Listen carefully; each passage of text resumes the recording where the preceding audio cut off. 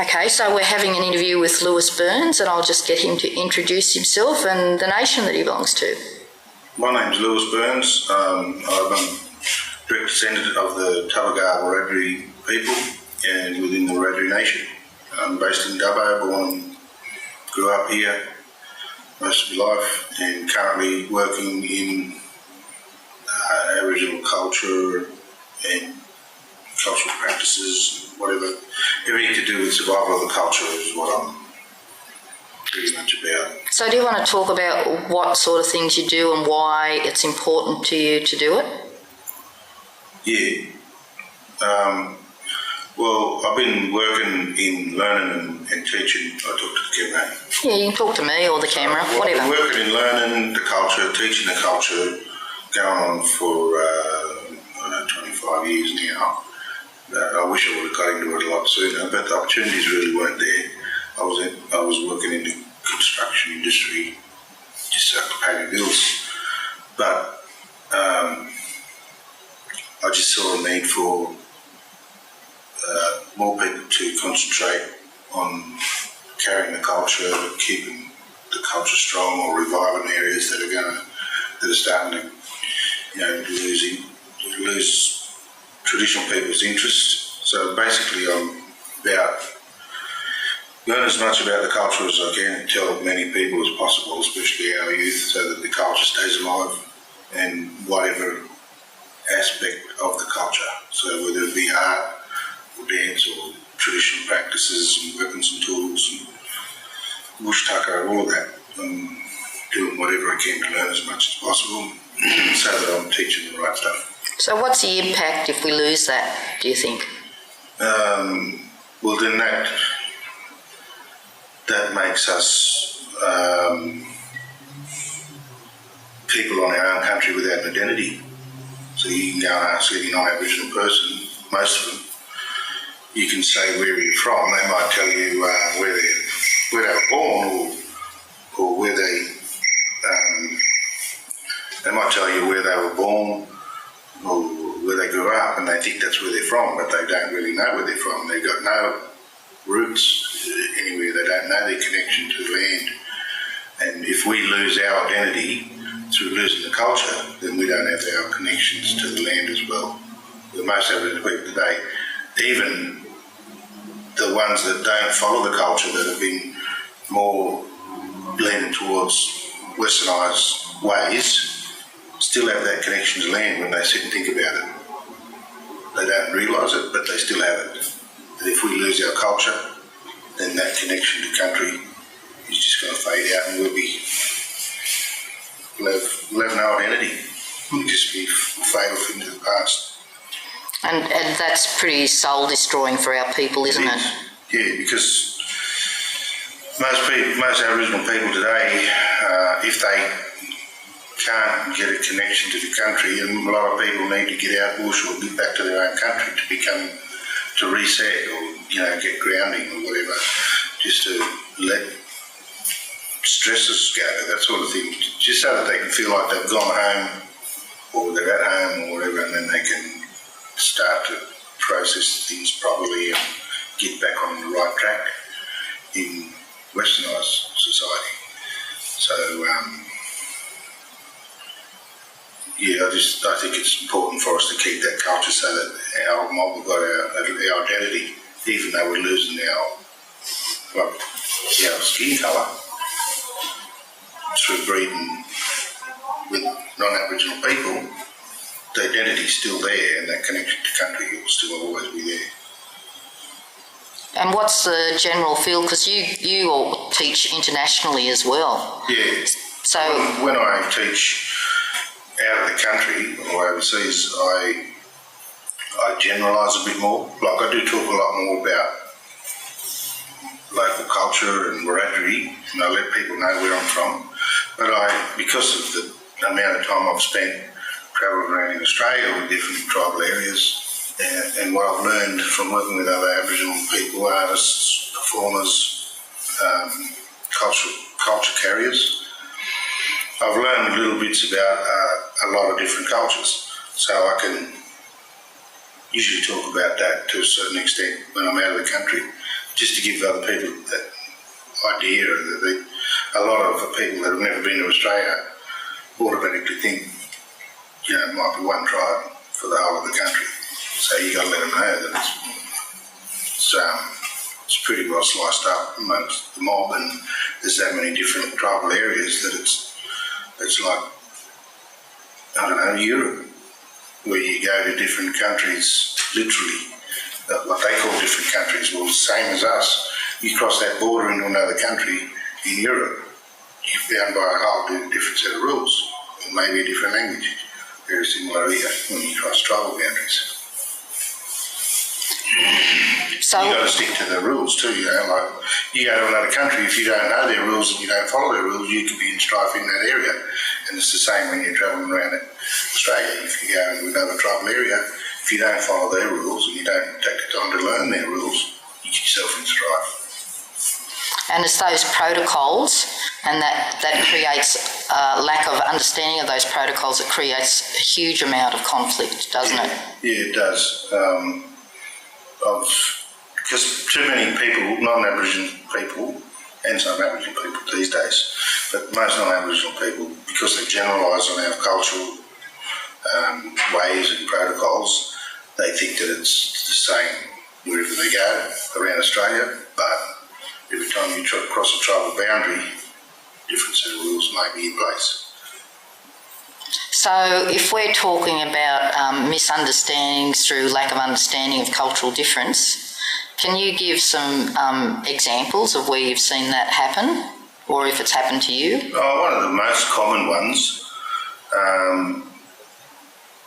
and you've probably heard this, and I don't know, maybe some of your listeners, viewers might have heard it, but if someone's not looking you in the eye when you're talking to them, doesn't mean they're not listening to you. And if you make them look you in the eye, then they'll probably stop listening.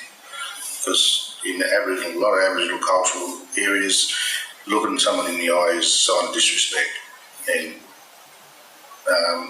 I find it myself doing it a lot of times when I'm learning something. I'd rather be looking at something else and using my ears to hear the sounds that are coming to me, rather than trying to watch. If you stare at somebody, they get a little bit. They start to question themselves, So, and that's only my experience, but I know that through cultural protocols, that in a lot of areas, having someone, making someone look you in the eye when you're talking to them is a bad thing. Absolutely. It's one of the primary things I learned. And I used to learn to look people in the eye, and then I'd go home and look Dad in the eye and I'd get slapped for being cheeky. Yeah, well, I've noticed it myself, like, even when I was young at school and I was made to look at a teacher that was talking to me, I lost concentration as soon as I looked at him.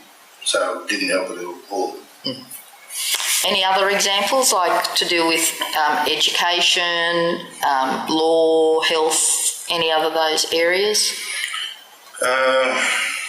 Well, education, there's a lot of things you just don't ask about. I mean, there's a lot of touchy subjects. I don't want to really be specific, but there's a lot when it becomes, I don't know how to say what I'm thinking, so I've got to say it in English. But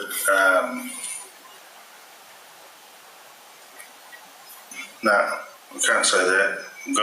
What was the other things? Education, health, housing, law, where you've seen examples of conflict that's occurred because of lack of understanding of cultural difference? Well, one big thing, which is pretty much on the surface these days, is women playing didgeridoos. So, and that's a big issue because, and I see it a lot when I'm out of the country, and it's gotten to the point outside the country that there's really nothing you can do about it. There's that many people doing it. They just see it as a new instrument on the shelf. But then I'm sort of debating myself because after working with people from, Jalu Gurruwigi from Arnhem, who's now regarded as the world didgeridoo master, him and his wife were interviewed at a festival that I was actually at overseas. And they were saying that, well, if the women want to play it, they can. But that's only with their tribe, you know what I mean? So didgeridoo was used in a few different tribes. which is another thing that I want to research as well, where it was actually used, because there's a lot of conjecture about where the didgeridoo was actually used, and there are a few things that might contradict that. But basically,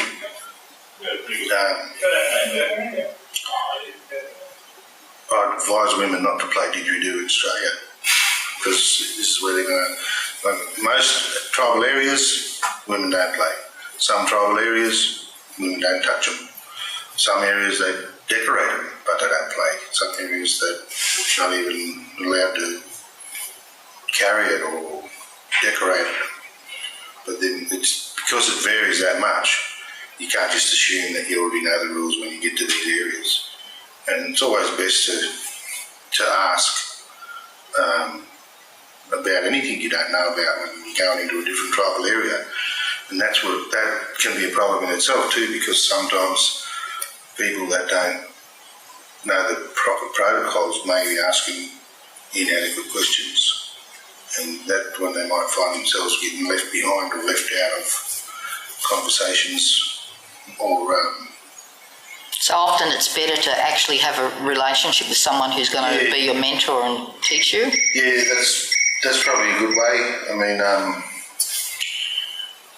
get a good connection or good relationship with somebody that actually knows it, so that you don't feel silly asking, or you don't step out of line with someone you don't know, asking the questions you shouldn't be asking.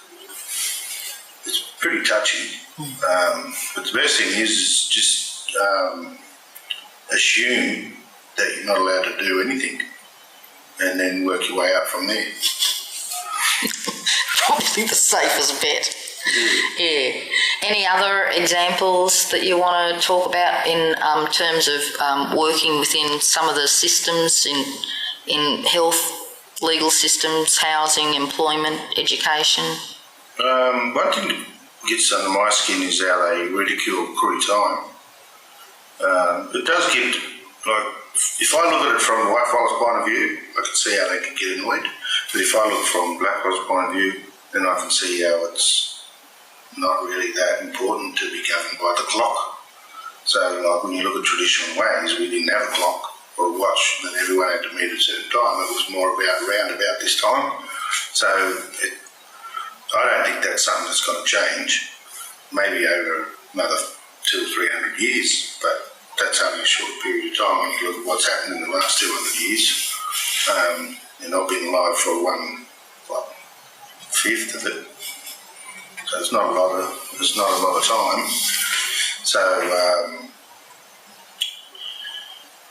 it's something that, rather than whinge and whine about it, learn to deal with it, and just make little allowances for that. If you want a group to be there at 9 o'clock, tell them that you're starting at 1:45. It might help, just plan for it. Don't just expect it and not plan for it.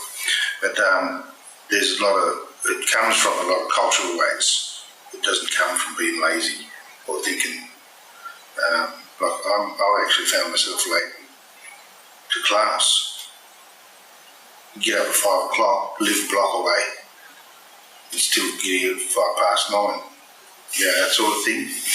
But that's only because I thought, well, I've got plenty of time, I'll go and do this. Then that turns out to take longer than what I wanted to do anyway. But then you don't like to rush things, so you don't rush it, because you might ruin it, and 5 minutes ain't going to make a difference in a lifetime.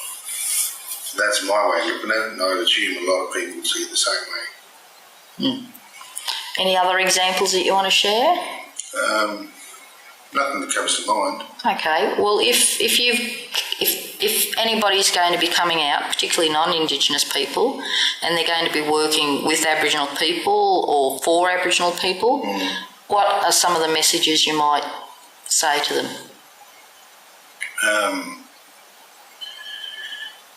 You're going to have to learn patience, because by being patient, you'll learn a lot more from the people that you're working with. If you're not patient, then a lot of the stuff that you need to know about being in that area that knowledge won't be given to you, because you're not a patient person. So by having patience, you'll learn a lot faster in that area.